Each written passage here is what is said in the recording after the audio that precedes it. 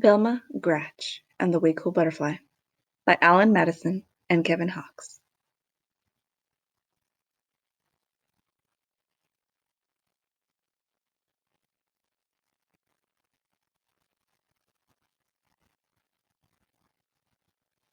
Velma Gratch was the youngest of the three Gratch sisters.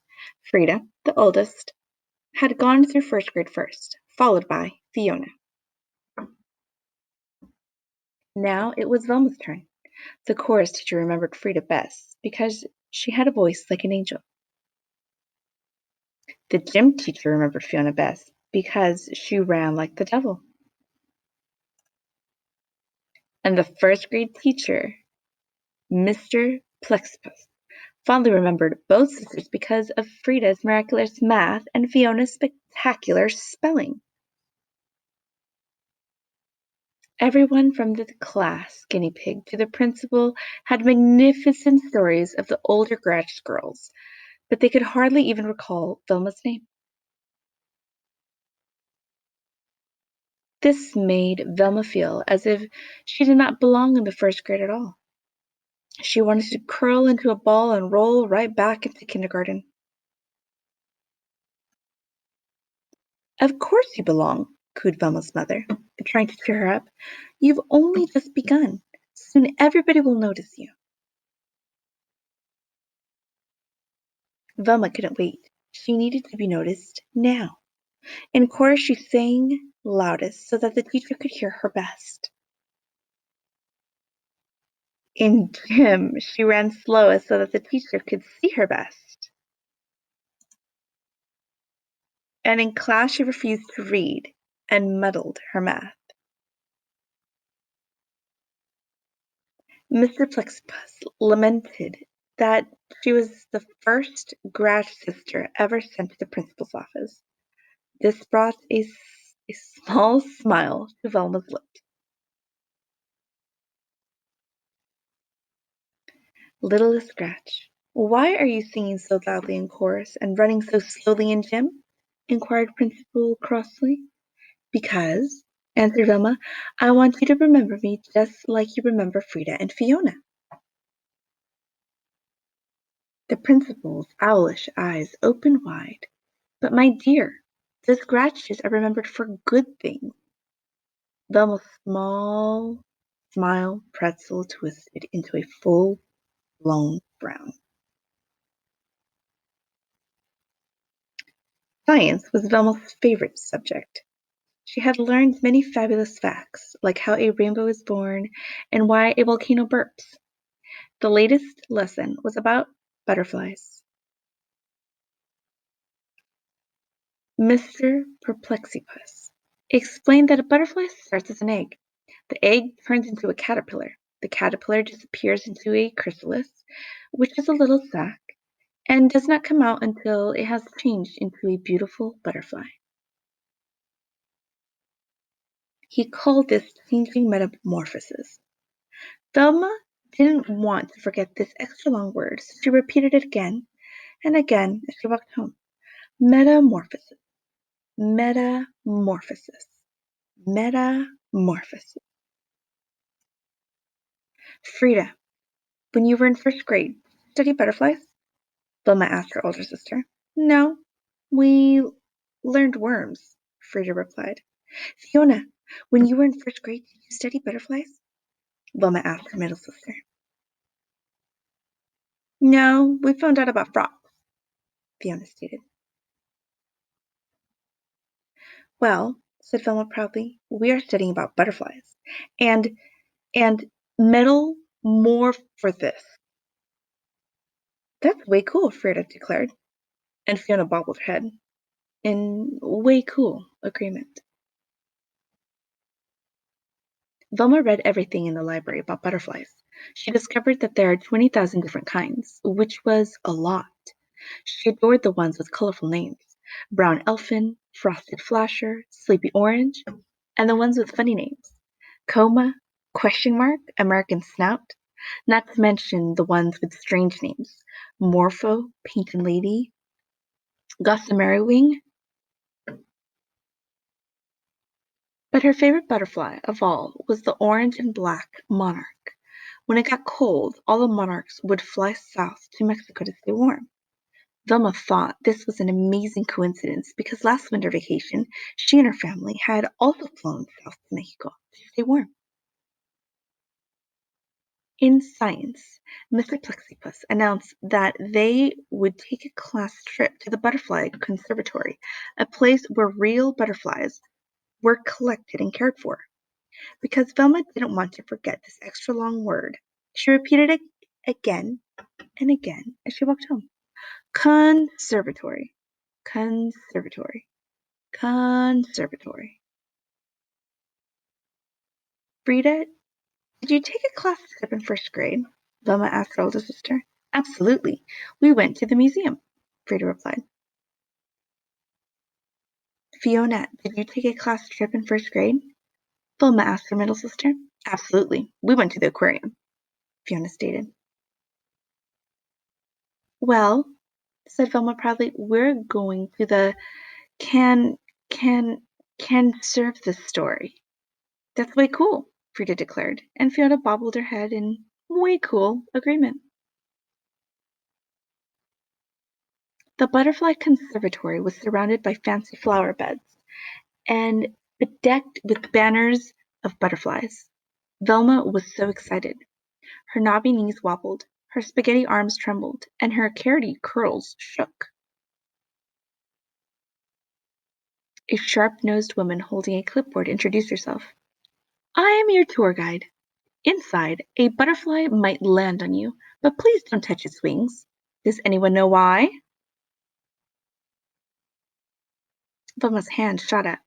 Because they are made of teeny tiny scales that could rub off like dust, and that is not good, she explained. Precisely, said the guide.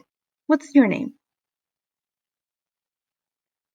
I'm Velma, the youngest of the three Gratch sisters. I don't think I know your sisters, the guide commented as they entered the rain-forested room. It was a magical space, slathered in tall trees and tangled vines. Water gurgled over rocks and butterflies of every variety. Giant swallowtails, short-tailed skippers, pygmy blues, and best of all, monarchs flew up to forever. The guide explained that when it got colder in a couple of weeks, she would take the monarchs into the park and let them go free, so that they could fly to Mexico. This traveling was called migration. Because Velma didn't want to forget this extra long word, she repeated it again and again as she walked through the rainforest. Migration, migration, migration. A gorgeous green coma rested on Randy's head. The class oohed. A baby brown elephant settled on Sandy's nose.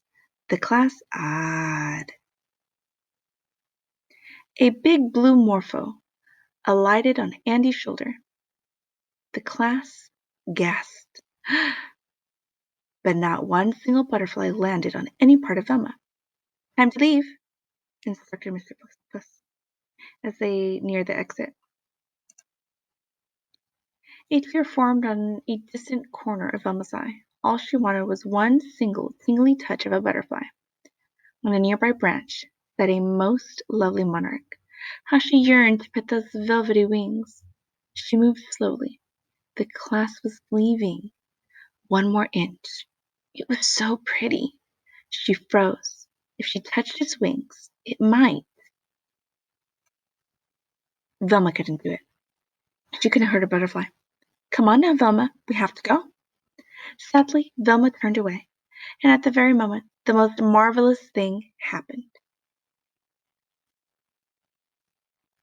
The monarch hopped from its branch and roosted right on Velma's finger, delicate wings slowly folding, antenna twitching, weightless and wondrous, the insect sat. The bus is waiting, her teacher called. Velma placed her finger next to the branch. Bye-bye, butterfly, she whispered, but the monarch didn't move. We're closing, said the guide. Velma lightly blew on the butterfly. It didn't budge. Without ever touching the butterfly's wings, everyone tried to get the monarch to fly, crawl, or walk off Velma's finger, but nothing worked. At last, Velma was told to leave with the butterfly still perched on her pointer. It stayed there on the bus ride home.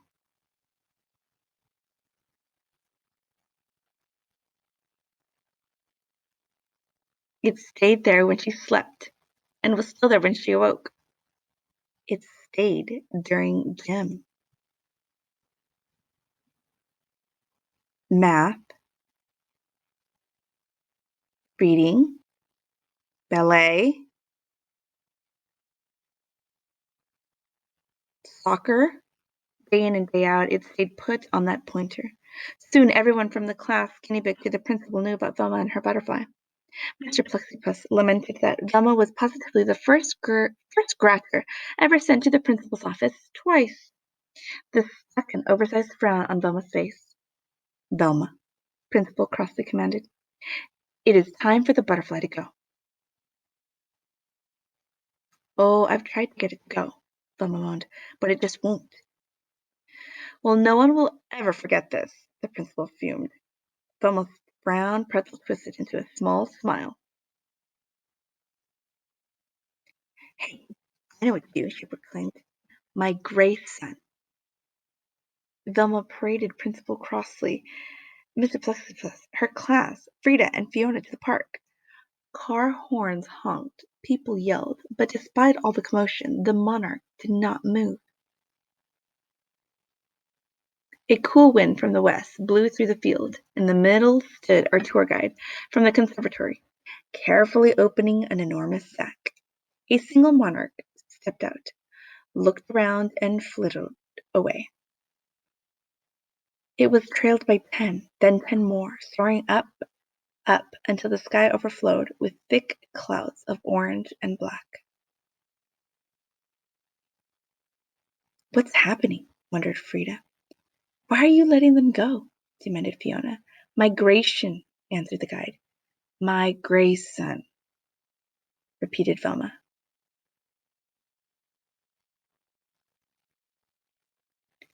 The wind tousled Velma's hair and tickled her butterfly's wings. The monarch jumped onto her nose as if to give her a kiss, and then took flight to join its friends. Over the treetops it flew, over the skyscrapers, and up into the wind blew. Orange and black, yonder on its way to Mexico. Velma, shouted Principal crossly, and every eye turned toward her. Oh no, fretted Velma, sure that she was about to become the only Gratch ever sent to the principal's office 3 times. That was way cool, the principal said. And one and all bobbled their heads in way cool agreement. Then, with her fine finger, where the monarch had sat still, a tingle, Velma, followed by her 2 sisters, floated home.